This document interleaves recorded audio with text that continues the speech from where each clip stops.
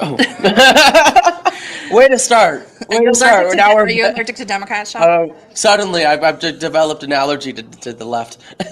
Oh my gosh. Hello. Hi, everybody. Welcome back from our summer break to A Democrat and a Republican Walk into a Bar, brought to you by Big Mouth Media. Filming live here from Ollie's in Cape Coral. We got an audience. Yeah, we do have some folks in the audience today. Come on out, grab a drink, have a chat. They have some comedy stuff going on later tonight, I think, and always a good time here. So come and support a small business here in Cape Coral at Ollie's Club in Cape Coral. All right. So there's been a lot of stuff going on.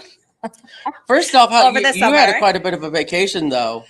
Yeah, so I had a family road trip. Yes. With me and my kids. We drove from Florida all the way up to Maine. My daughter was in Girl Scout camp in Maine. Oh, okay. And we were camping all the way, and we were meeting with friends. So it was supposed to be more camping, but there was all these flash floods in Vermont and Pennsylvania. So that kind of made me change plans. So I actually crashed one night with our fellow host here at Big Mouth Media, Rebecca Jones. She just moved to outside DC. So I called her up. I said, hey, I know you just moved into your house, but I need a place to crash. So that was fun. You look like you had a lot of photos on Instagram. It looked like you and your family were having fun. So I did want to ask about that. I have, I don't know what you're drinking today. Obviously, we're here at Ollie's, of course. Sometime. And I am drinking a vodka soda, orange creamsicle, because I know what our first topic is going to be. So, about an orange creamsicle, he's chugging it because that's what folks in the Republican Party are having to deal with right now. But yeah, how about you? Did you get some time to relax? No, absolutely not. No, I've been. I was formally appointed as the communications chair for the Lee County GOP, and I have been so busy. I have had no time to relax. I am happy to be here, though, because I love, this has always been just a fun discussion and an intellectual stimulating time for me. And just the fact that we, as a Democrat and a Republican, can come together and have these difficult discussions and talk about these issues. And that's right. For those of you who are tuning in to us, this is Sean Hartman, our Republican, and I am Dr. Cindy Vanier, the Democrat. And that's what this is all about, for us to have an opportunity to talk across party lines about things that are going on. And not attack each other and name call and all that type of stuff, which is ridiculous. So we're very happy to do this, and we're very happy to bring this to you. And thank you again, of course, to Ollie's for providing such wonderful service and wonderful food and hosting us every week. So, but yeah, we might as well get into it with the Trump indictment, since that's the big news. I haven't even been paying attention. I think Nikki Haley said it best. I don't even know if it's the third or fourth Trump indictment anymore. It's just so exhausting. Kind of like the downslope of the Trump indictments. This is now his third felony indictment, second federal indictment. There were 4 charges related to obstruction of the election. So this one's particularly for January 6th then. Okay. Well, January 6th and the 2020 election overall, as well as the obstruction of rights, which is an interesting charge as well, basically saying that because Trump knowingly was fueling the lies related to the election, that he was stripping people of their right to vote, as well as... Which is a very interesting charge. So, quite a bit. And that was related to, by the way, there were other indictments that came down recently with the fake electors in the state of Michigan. There were several people. There were the 16 fake electors, as well as a secretary or attorney general candidate and a state rep that were charged in the state of Michigan. There was another attorney. Yep. These folks were all charged with the fake elector scheme there. There's also the fake elector scheme in Arizona, and I think 17 other states. Yeah. Florida's have not dropped. We'll have to see if that's going to be coming up. Well, again, and I've said it before on this show that I'm a supporter of investigations and the rule of law. An indictment does not mean a conviction. We still have to go through the judicial process. But again, if he's gonna, if this is, these are serious charges and it needs to go through the judicial process. Knowing Donald Trump, there's a reason they call him Teflon Don. For some reason, I don't think he's going to get indicted for anything. just because he's been indicted and charged, or not indicted, convicted for anything. I meant not indicted. There's now 78 charges against Donald Trump, and that is not including the pending charges from Fulton County, Georgia, which is specifically related to his attempt to influence leaders in the state to find him votes. So that's going to be another set of indictments and charges. And I know that he's been the Teflon Don, but this is pretty serious. And especially these last 4 related to January 6th. There's also a heck of a lot of evidence related to the documents at Mar-a-Lago. Well, the Mar-a-Lago one I think is the most concerning because that has to deal with national security. And I think that whether it's Trump or Biden or Pence, all of those are very serious issues, and they need to be taken seriously. Again, but even in that one, I don't even know if he's going to get a conviction there. So there were 34 charges, and then there was an additional, I believe, 4 charges that came down just before the most recent federal indictment for January 6th. And that was related to the security camera and the desire to delete the security footage. And that resulted in 2 additional co-conspirators. Yeah, which is definitely shady for sure. Yeah. So, I mean, I think it's not a good time in terms of dealing with the judicial system and deal with all of that, but apparently it doesn't hurt him, at least in the polls, and that's what's been very interesting is the level of loyalty to him through thick and thin. And look, I've said before, I think honestly I have a love-hate relationship with Trump. There's things I liked when he was president, but I get kind of exhausted sometimes with him, and I haven't decided who I'm supporting for 2024, but I don't, I want to keep my options open, and I kind of want less drama to deal with. And he does come with a lot. He just does. It's just how he is, and you can like it or hate it. But that's just keeping your options open is probably a pretty smart idea at this point, considering you have the March trial for the New York charges. You have a May trial for the Mar-a-Lago documents case. Yeah. And when this next set of indictments related to January 6th is supposed to go, there's speculation as to how that may go out. It may be squeezed in June. Of course, that is going to butt up against the Republican National Convention. And you don't want it to go too late because then you're actually going to be going into voting or general election voting.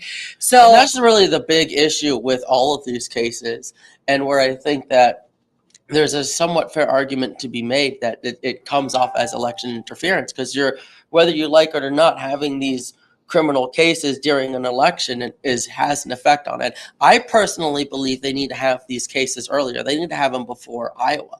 They need to get this over with earlier before the primary and election season is truly underway. In the voting process. And that could have actually happened, but Trump waived his right to a speedy trial, especially in Florida with the Mar-a-Lago cases, because his tactic has been, and the reason he's been the Teflon Don is because he has been kicking out, it's run out the clock, it's throw a bunch of stuff at them, and so that it takes a long time, right? So that is actually starting to bite him in the butt at this point, because the timeline is going to lead up to the Republican National Convention. And basically, different systems. Let's put this into context too. So there's a big difference between like what the judicial system in each state and each circuit court is going to do, what the law says related to that, and frankly, the political dates, they don't matter. Now, Trump's lawyers and the State Department or the Department of Justice can advocate for different timeframes based on what they think is going on. However, there's enough people that say that Donald Trump is probably running to avoid as much prosecution and to chill the prosecution as well. So you can't say that it's going to that one has to take a precedent over another. I mean, and I will say from a Democrat's perspective, we definitely wish that this had happened earlier. We want it to happen fast. We want to see Trump in jail because we're thoroughly convinced that he has committed numerous crimes. And I just want it to happen fast because I just want justice. I mean, he's been committing crimes for decades at this point too. I just want justice to be done and the drama to be over. I want the end. And you know what? And if it ends up not getting convicted, that's more power to him. But again, there's just so much with him that just it's not even like I don't support his policies. It's just that I'm exhausted. It's like Trump. I have Trump fatigue. If that can be a thing. I'm just Trump. It is a thing. Good. I have Trump fatigue. I just do. Yeah, we would love to not talk about him. We would love to not. So let's talk about DeSantis. Wait, and his, okay, one more thing, and then we'll talk about DeSantis. So the other thing, just that I want everybody to know, is we'll have another piece of drama related to the indictments coming up on Monday, because there was a protection order that was put out by the Department of Justice by Jack Smith, basically asking Trump to cease and desist with the social media posts and with his attacks on him and other personnel. And I don't know how extensive it's going to be, but basically the judge has given the Trump team until Monday at 5 p.m. to say, why shouldn't this protective order go into effect? I have heard about this, and I'm quite frankly concerned about it, because it is a freedom of speech issue, and it is a political campaign that he's running. Again, like him or hate him, he has the right to speak his mind, and he has the right to campaign for office. Yeah, but you don't have a right to threaten people. The main tweet that this came after was the one that said, if you come for me, I'm coming for you, which was, basically seen as a direct threat of violence towards the people in the Department of Justice. And what further escalation that might be? It honestly sounded more hyperbolic again. And we've had this discussion.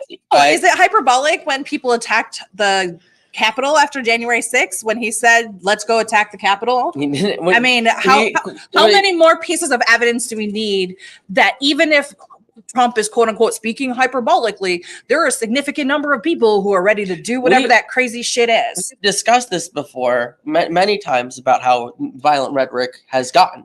And again, we can't, with a lot of these people, the sad truth is they will be violent no matter what. And yes, I can see your point that, someone's going to read that and say, now we're going to go after Jack Smith. But I would figure even if he didn't say that, they're going to want to go after Jack Smith, because Jack Smith is going after them. Said, look, take care of our judicial system. I'm confident in my, innocence. And if we let justice take its course, everything will be fine.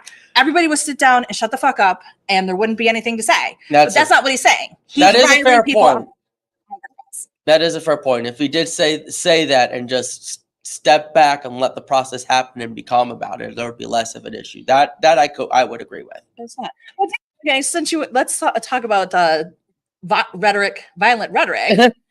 Ron DeSantis this week said that as soon as he gets into the presidency, he's going to start slitting throats, which is just another point on this ridiculously charged and violent political rhetoric that we're seeing. Yeah, but again, I don't think he's actually going to be going out slitting bureaucrats' throats. I mean, that one is also clearly metaphorical. And yes, again, someone might read that and say, yeah, let's go slit these people's throats. But again, unfortunately, it's how you talk about things and how you talk about people, and the violent rhetoric has turned up. Yeah, we talked about this with Christian Ziegler and the Republican Party saying they're going to eliminate all the Democrats from the state. Violent rhetoric fuels violence demonstrably. And the more that it's accepted, the more violent and tenuous our communities are. My only problem with that is, again, how do we determine? We look at these hyperbolic situations, these metaphors, people speaking symbolically, and then we're policing speech now in order to. We've always been policing speech when it comes to violence. And by the way, an assault on somebody is a threat of violence in the state of Florida. That's how the law works. Battery is when you actually physically hit somebody. But if you say, I'm going to punch you in the face. But that's a direct threat of violence. Again, what we're talking about. I'm going to get in there and start slitting throats, not a direct because he's not going to literally do that. How do you know? How do I know? Because he's not going to do that. You really think that Ron DeSantis, when he gets elected president of the United States, is going to go around and I'm a believer since January 6th, y'all. I didn't think that was going to happen. January 6th, there was no governors or presidential candidates storming the Capitol on January. There was Donald Trump saying and telling people to storm the Capitol. But that wasn't Ron DeSantis. And that wasn't okay. So what I'm saying is I now am a much more staunch believer in the real world consequences of this type of rhetoric and speech. I think that we've reached that tipping point where now I don't know. I don't know. And frankly, with the level of power consolidation that I've seen from Ron DeSantis, I don't know how we determine what's just good old fashioned hyperbole versus something he may carry out. I don't know anymore. And I think that if we really want to get back down to people being true, leaders, then this has got to stop. It's got to stop. I'll agree with you that again, we've spoken about this multiple times, so we won't beat around the bush, but the rhetoric in general has gotten too much about hate. And too aggressive, and I am not comfortable with it. And I think that, again, one of the reasons we do this podcast is because we can civilly disagree, like on this issue. Sure. All right, we don't disagree. We actually agree. Well, we agree. It's just your guy, so you want to protect. No, we agree in the sense that violent rhetoric in general has to be toned down. Sure. But again, I don't think we're saying that someone saying something hyperbolic is a direct threat of violence. So yes, okay. We have a comment from the field, the peanut gallery. Oh. Pop in. Hi.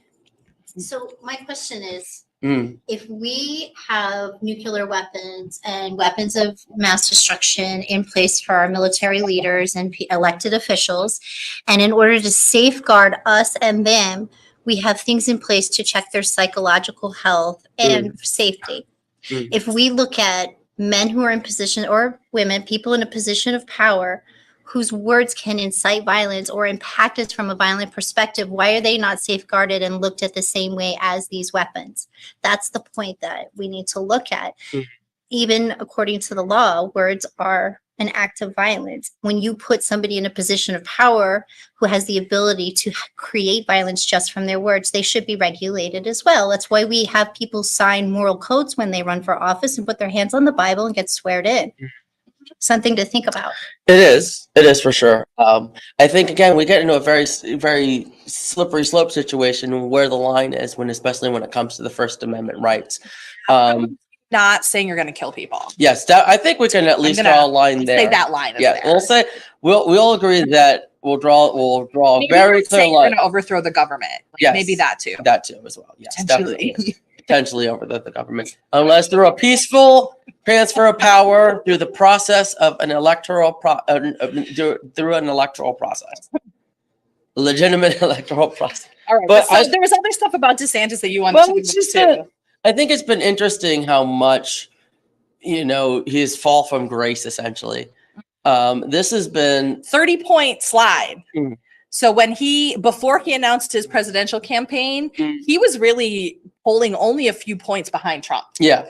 And he slid from almost, just behind him to 17%, 30-point slide. Yep. And Vivek Ramaswamy is out there tying and in some places lapping him. So he is falling down, and there's a lot. I find that he definitely made a mistake in running this time. I didn't think he was going to do it because of his close connection to Trump. He won his first gubernatorial race as essentially a Trump acolyte. So a lot of the Build the Wall commercial. With this kid reading his kid the Trump book. It was so bad.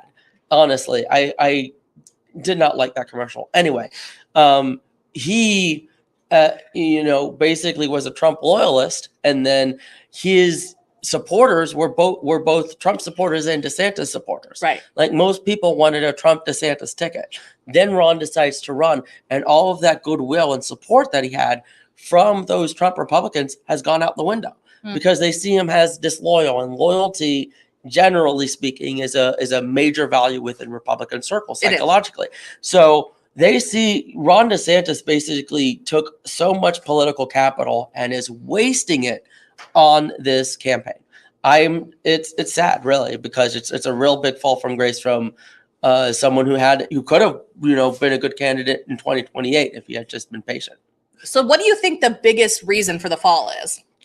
I think the biggest reason for the fall, we have to think about it from Republican circles, because I've seen commentators say, "Oh, he has trouble with women, all these culture war issues." The culture war issues play with the Republican Party. That's not the issue. The polls we're looking at is what's his support with Republicans, and why are Republicans not supporting him? And I think they see that he is disloyal, that he's out there attacking, going after Trump, and. We even had the situation, I don't know if you saw, with Byron Donalds even going after him with the education issue. Mm-hmm. You had that him was just for Trump. That was definitely, I think that was pretty much a Trump thing too. Because Byron doesn't care. He doesn't care about the state education standards.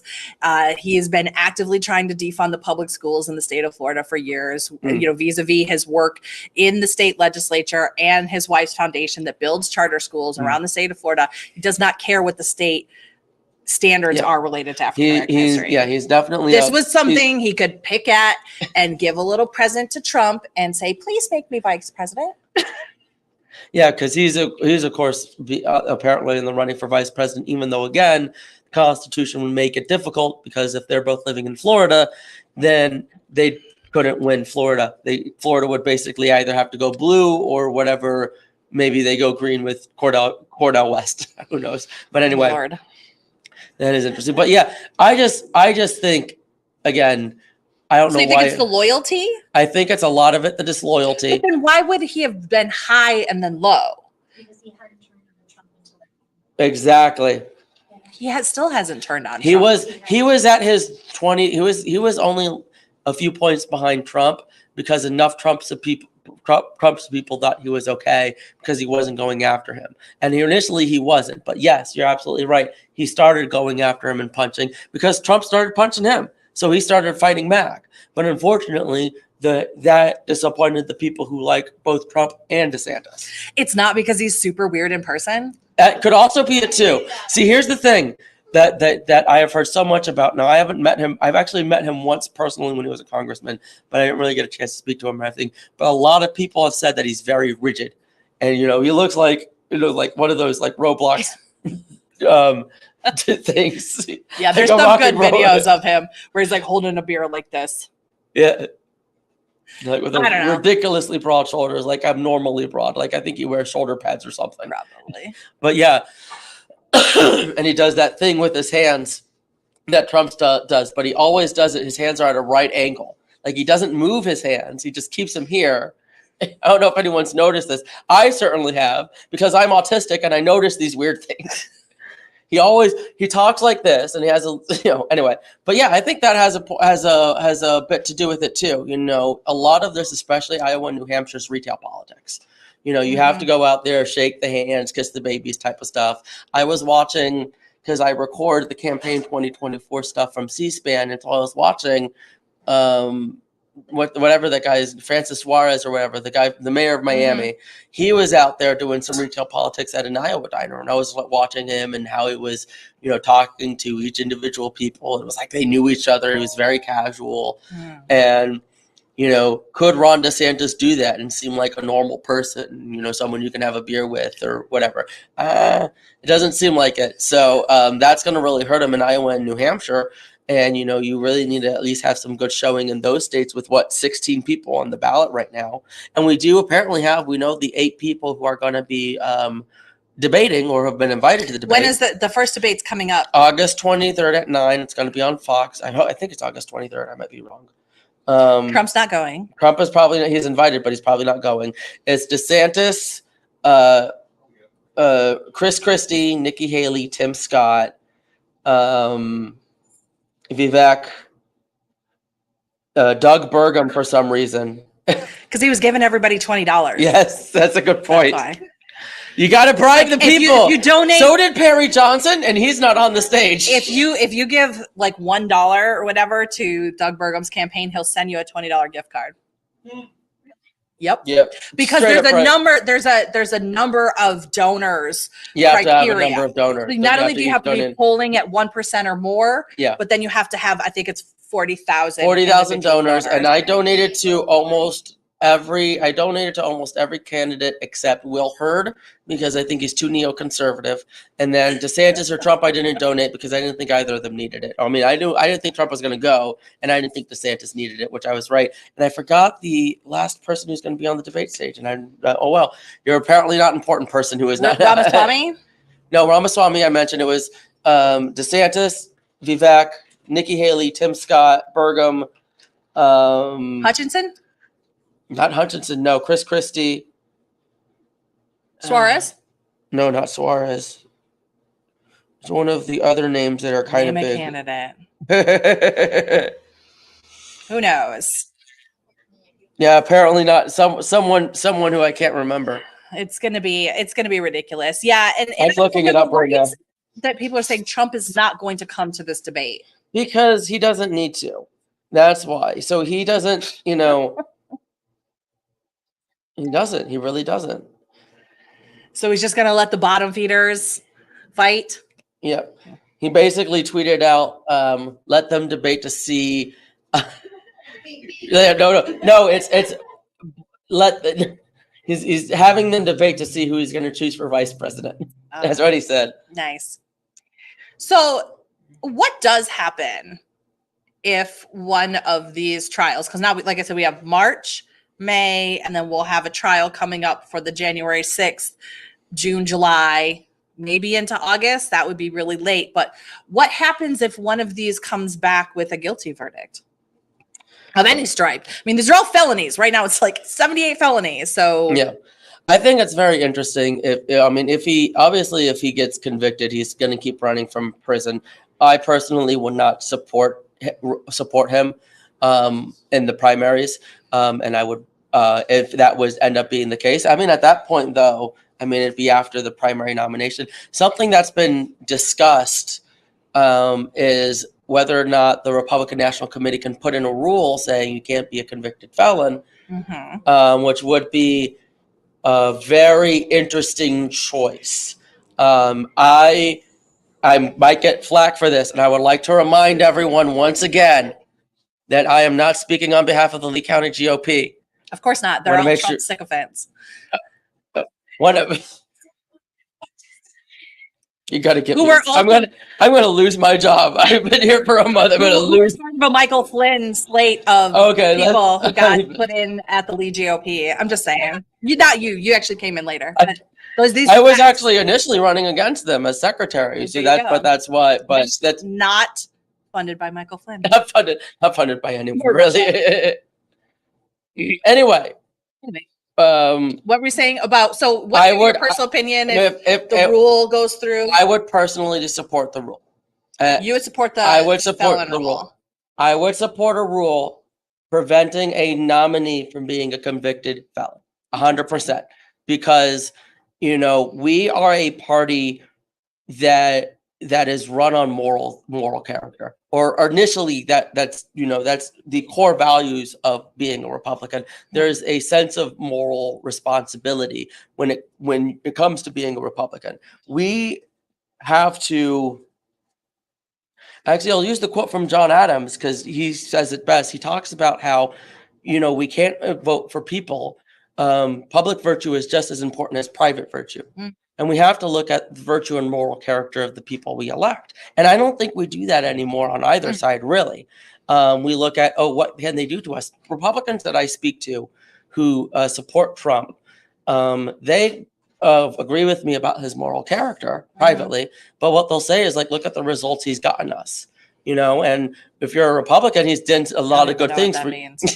We'll look at the Trump administration pre-COVID. We had a very good economy. We were reducing our military footprint. There is a lot of diplomatic efforts that were taken care of, the Abrahamic Accords. So there is a surprising, You don't get to just take the largest catastrophe of our era and be like, everything was great until COVID.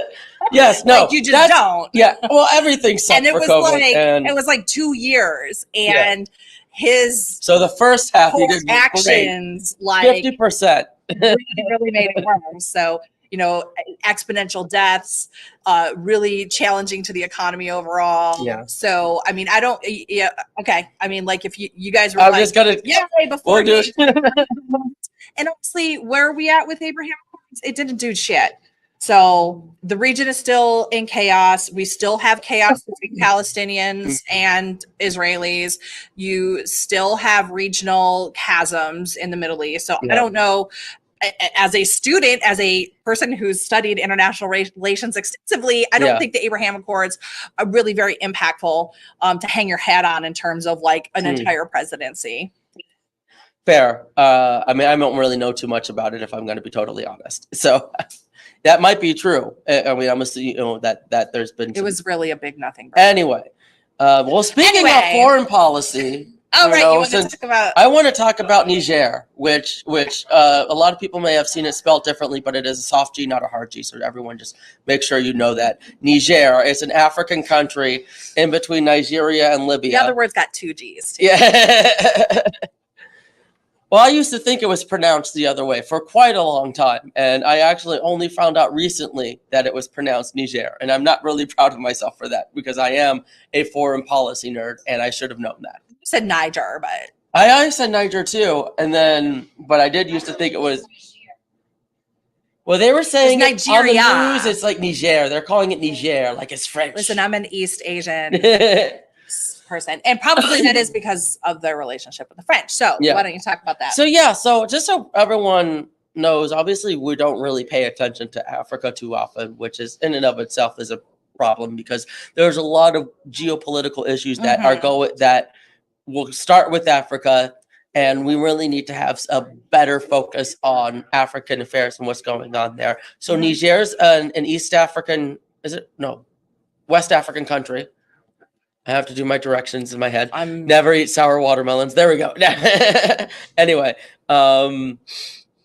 so they had a coup d'etat. So, which is they tend to have a lot of coup d'etats in Africa, but this is a military coup d'etat that deposed a democratically elected president.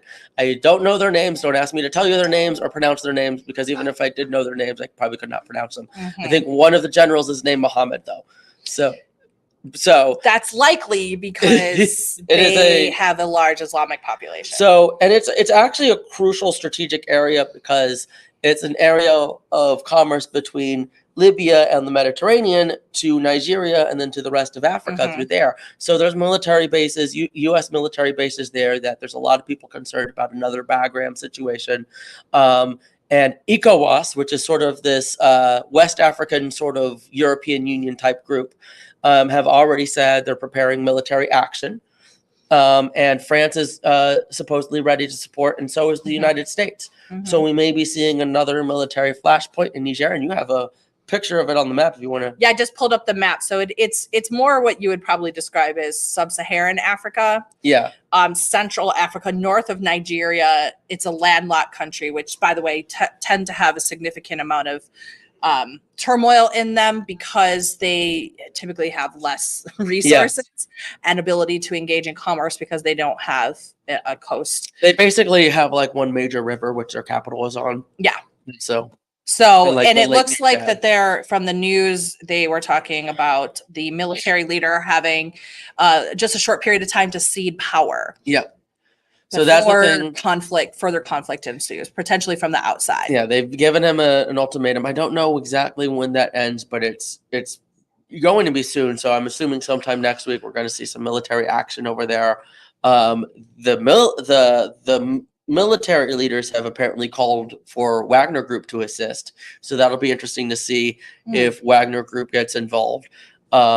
And if this could be another almost like proxy war with Russia, kind of like Ukraine.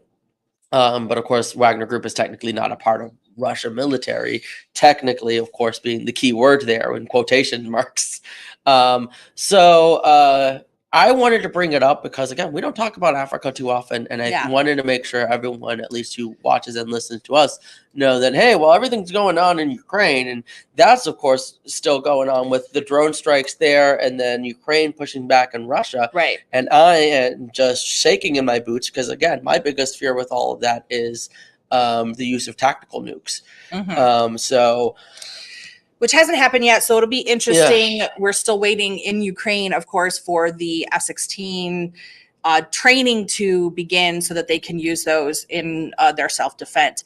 By the way, this coup in Niger is coming on the heels of another coup in a regional country of Sudan that happened was the beginning of the summer. So there's some major instability. There's been a lot of issues there. Is it Sudan or South Sudan? Sudan, I believe. Okay. Yeah, because I know there's like 2 countries of them now. Right. So yeah, so Sudan, I'm just quick looking at it. 14 million children, Sudan, dire need of humanitarian aid.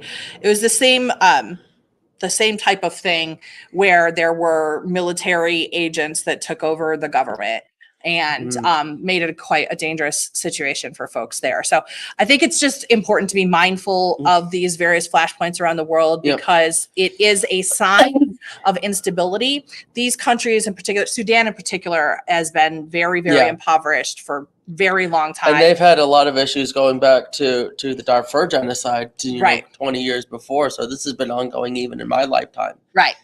And it's important to know because, yes, it can embroil other countries if you think about the involvement of Wagner in the United States.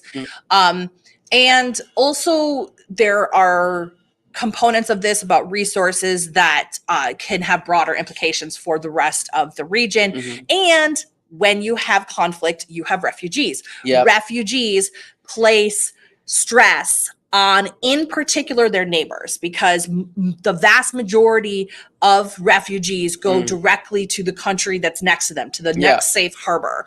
And that can cause instability in those countries as well. Yeah. And we've seen that. And then again, that creates another immigration issue. Are we going to be taking in these refugees? What's going to happen there?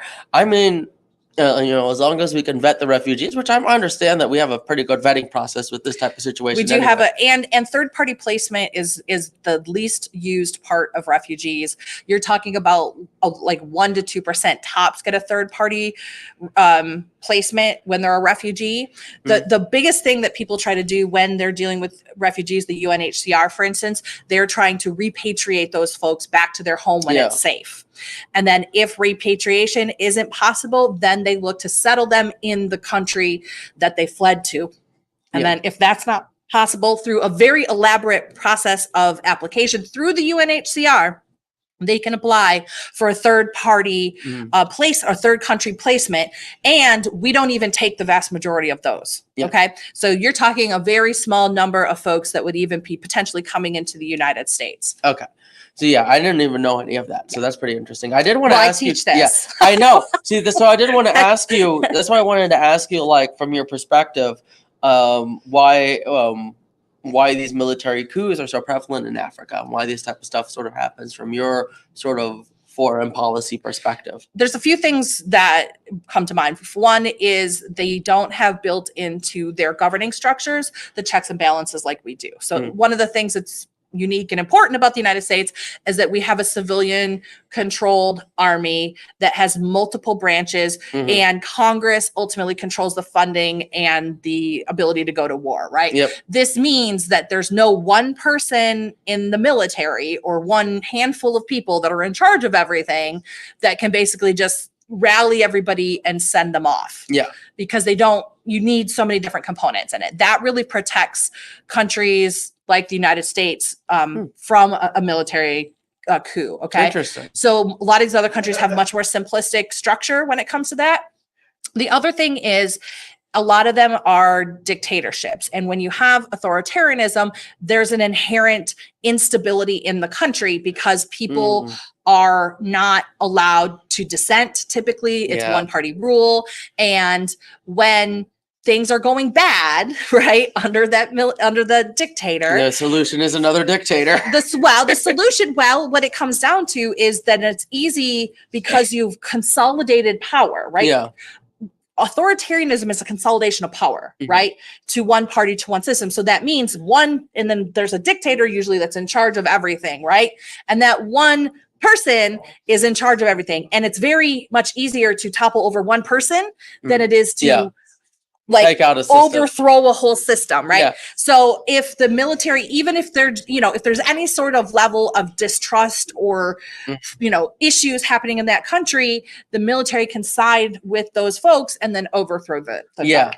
And if you think about it, because if you think about it from our perspective, in order to overthrow the U.S. government, you'd have to take out 3 branches at the same time. Right. Ironically, so if anyone's ever read the Handmaid's Tale book, that initial terrorist attack that spurred everything was a joint attack on the White House, Congress, and the Supreme Court, and killing off basically those 3 branches of government. That would be the only way you could, in theory, successfully unite a coup. So if these January 6ers were serious, they would have done the White House, the Congress, and the Supreme Court. They tried. They only tried Congress. That's they not were true. weak. They should have trained better. They actually had plans to go in. There were people outside the Supreme Court. There were bombs that were I did not know. Yeah, and there were plans to take over the various office buildings as well. Oh, wow, this is full on push. That was a 1776 plan. That you should read it. I haven't seen that, because then that's what that's a straight up beer hall push. Yeah, and they had the plans of having armed weapons and bombs. They had people that were going to go into the other buildings as well. So yeah, there was that's why they got charged with seditious conspiracy. Yeah, that's a straight up push. Guilty. But yeah, so that's why dictatorships are dangerous and why authoritarianism is dangerous. And it's something that I've talked about a lot, right? And I know I'm joking, but if you're worried, and I know people talk about communism, right? Communism is the bad guy. The thing that's dangerous about communism is the authoritarian. authoritarianism. I actually agree with you there.